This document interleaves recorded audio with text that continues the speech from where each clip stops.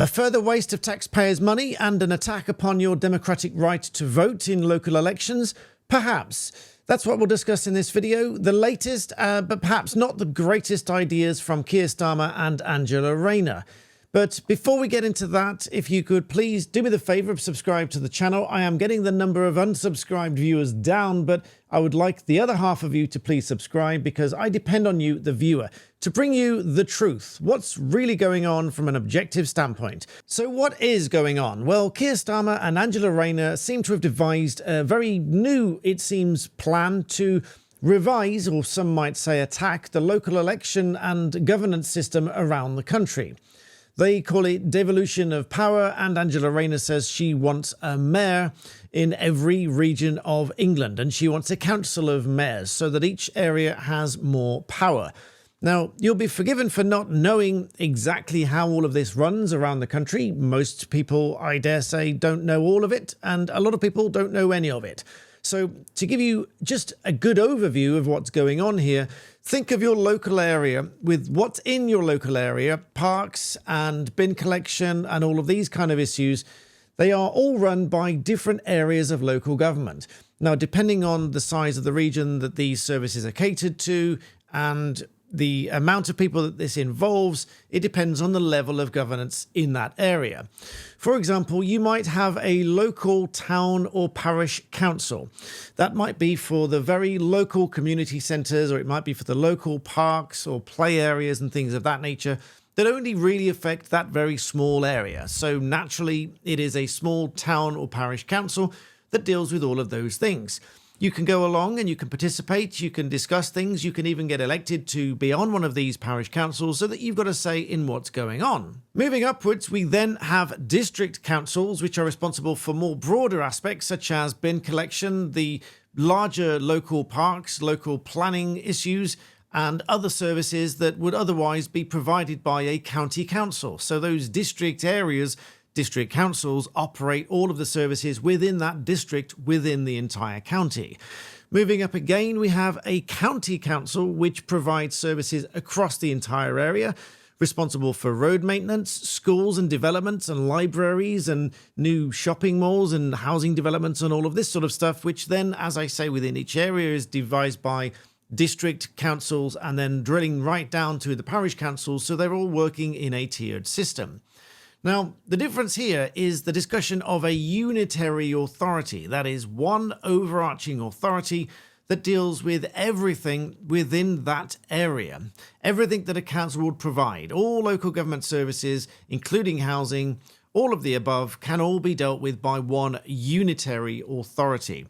Now, the idea here, these so-called ambitious plans of Keir Starmer and Angela Rayner are to roll out and move towards this latter unitary council across the country, with the idea being that it's removing this multi-tier system or two-tier system, excuse the phrase, but removing this two-tier system so that there is one unitary authority that controls all of these different things.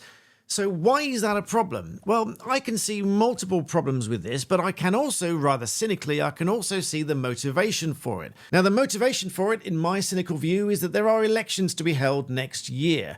And it would seem that with Labour's reputation, particularly Keir Starmer's reputation taking a bashing in the last few weeks and months, it would seem that Labour is not going to fare very well in those local elections, and they are going to get obliterated in certain areas by reform. So what has all of this proposed change got to do with those elections? Well, whilst ordinarily elections would only be delayed, even local elections would only be delayed as sort of a last resort when it really can't be helped, examples would be the coronavirus pandemic and foot and mouth, I think it was, in 2001. Really extreme cases where these elections have been delayed for one reason or another. The argument for delaying these elections, potentially at least next year, is that if some of those areas are given a big shake-up, then some of the positions that are up for election next year in those areas will potentially not exist at the end of all this reorganisation. So they might say, which it stands to some sort of logic, but again, cynically, I think there's a motivation behind it. It stands to reason, to some degree of logic at least, that if those positions don't exist next year, there's no point having the election. But, as I said, somewhat rather cynical, because if they are fearing for those seats in those areas and they feel, the Labour this is, feel that they're going to get wiped out in those areas by losing those seats at that election, what better way than to reorganise the whole thing so that those seats don't exist, so that the elections don't need to go ahead, so they don't get the public bashing of losing all those elections across the country. Now, that's just the first problem, and that's the rather cynical motivation problem that I can see. But there's another problem here. More about that in just a moment. Now, I'd just like to tell you a little story which might shock you as to just how easy it is to have your personal security compromised. So a couple of days ago, I was in a shop that had a kiosk with currency exchange. Now, as you may know, you need ID, you need to provide your name and address to buy foreign currency. And I was next to one of these kiosks. I wasn't too close, but I was close enough so that I could hear the conversation. They were having a good old conversation about where they were going and how long they were staying for and all of that sort of stuff. Obviously, they provided their full name and address and postcode. In fact, that is a requirement even at the post office. You need a valid passport and you need to have a permanent UK residential address for certain cash transactions and so on. And so they had to provide those details. They were having a conversation about where they were going on a holiday and how long they were staying for. So all of this, if I were nefarious, I could have noted all this down, and then I know who they are, where they live, and the fact that they're not going to be there for the next couple of weeks. And obviously, all of this information, they probably really ought to keep private. Now, the reason that I'm telling you this is that this happens for everybody, not just in person, but it happens online as well. Because this portion of the video is supported by NordVPN. Because if you see the boxes in yellow here, these are all personal bits of information about me, my location, my IP address, even my internet service provider. However, comparing that with the browser when I've got NordVPN activated, you can see that those warnings have disappeared down here, and it now says protected up here, and this is not my actual IP address, and this is not my actual internet service provider. Unlike the physical in-person situation I described at the kiosk, I could have noted down all of that information and know a lot more about that person than they probably really want me to. But just in the same way, every website you visit, and including your internet service provider, they have all of this information about you because your computer is leaking this information out because it's not locked down and protected. And if that alone isn't good enough to convince you that this is a fantastic service, take a website such as The Express here, where you can see just how many adverts are all over the page. In fact, it'd be easier to circle the bits that are actually the bit that you might want to read in the article. We have the headline here, and we have the first line of the article here, and obviously we have the author bit here. I think that with the whole page here is the only bit of the article you can actually see, just that small portion here. However, watch what happens when I bring NordVPN on here. I click Quick Connect. You see just how quickly it connects me to a local server. Even before I finish the sentence, I move that off, and now I refresh the page, and you'll see the difference when all of those adverts disappear.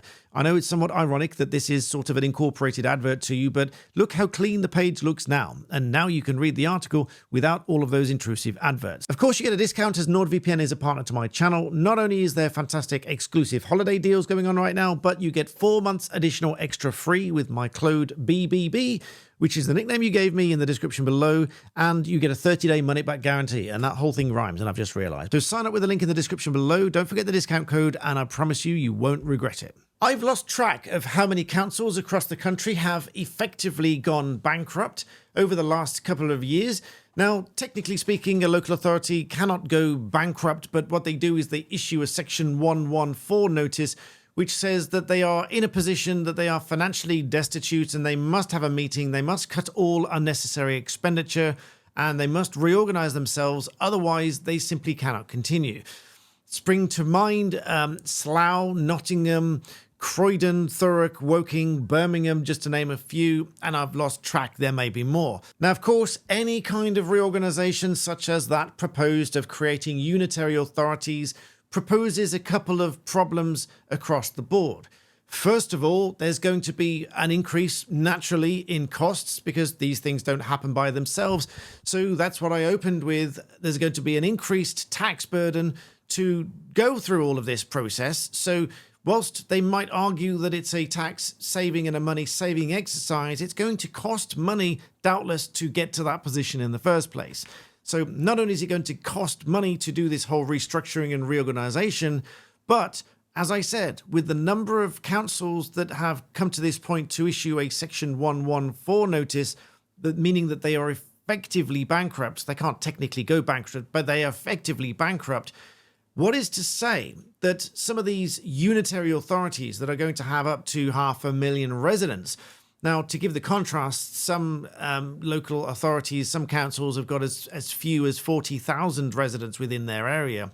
If these proposals creates these areas with 500,000 residents across the board, that is going to be a significant administrative burden and management burden, which respectfully, if they can't manage what they're doing already, what's to say they're going to manage these unitary authorities? So cynically, I think this is just an attempt to delay or deny those elections so that Reform don't snap up those seats. But speaking of cost and expenditure and where the UK spends its money, I did a little digging last night, and there's some figures that would absolutely blow you away and shock you to the core. I did a video to say that the UK has announced £50 million in support of vulnerable Syrians.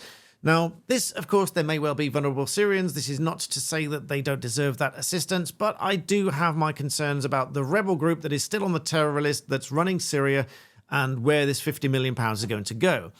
But there was a very valid question that somebody posed in some of the comments. Somebody said, is this a total of £50 million or is this on top of the other funding?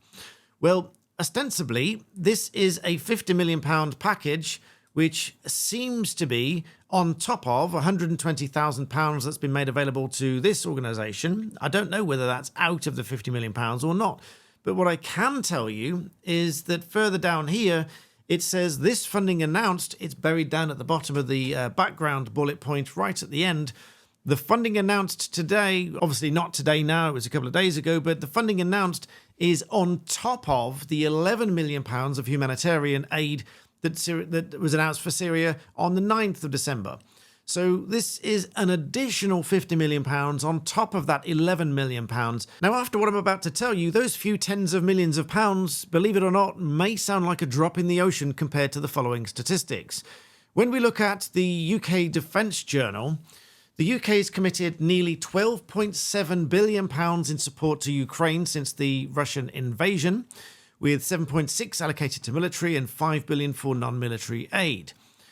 We move now to the carbon brief, which talks about money spent in carbon and climate change expenditure. Since 2011, the UK spent at least £12.6 billion on 490 climate-related projects, as you can see from this graph here. So this money, these billions of pounds are not being spent within the UK.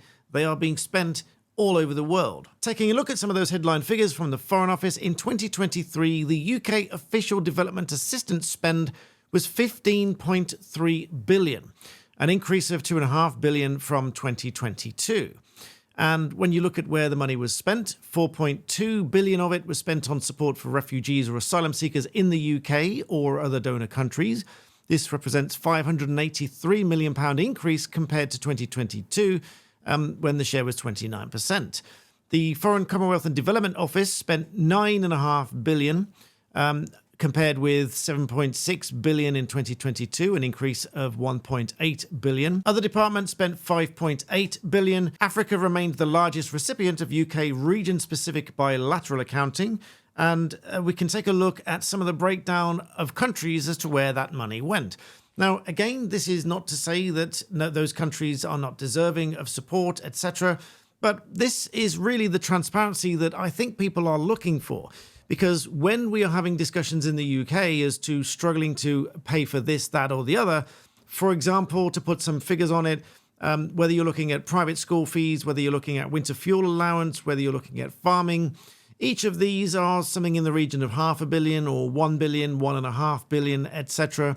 When you look at the statistics here, £15.3 billion spent, distributed between, well, as it says here, the top 20 recipient countries: Ukraine, Ethiopia, Afghanistan, Syria, Yemen, Nigeria, Somalia, Pakistan, Brazil, Bangladesh, South Sudan, etc., etc. All of these countries receiving aid from the UK. So when people are complaining about the UK not having money to spend on its own citizens and develop its own infrastructure, this, I suggest, is the transparency that people are looking for. Again, I am not a politician. I am not someone in charge of all of this money and the overseas support and everything else. But this is just, with a few minutes of digging, you can pull up these figures and you can look at it for yourself. What I really suggest is that when people are dissatisfied with the way the country is being run, not having enough money, making cuts here, there and everywhere, it really is important to look at these statistics to see what exactly the government is doing and where it's spending its money. So, as I said, if you are interested in the transparency and just making this hopefully easily digestible for you, this is by no means a comprehensive breakdown. You understand these are just the headline figures, literally headline figures, as it says in that document there. You can find all of this online. You can look it up. You can form your own views. You can look through the information yourself and come to your own conclusions. But I hope that is in some way enlightening and useful. If it is, please do like the video, subscribe to the channel, and as always, thank you for watching.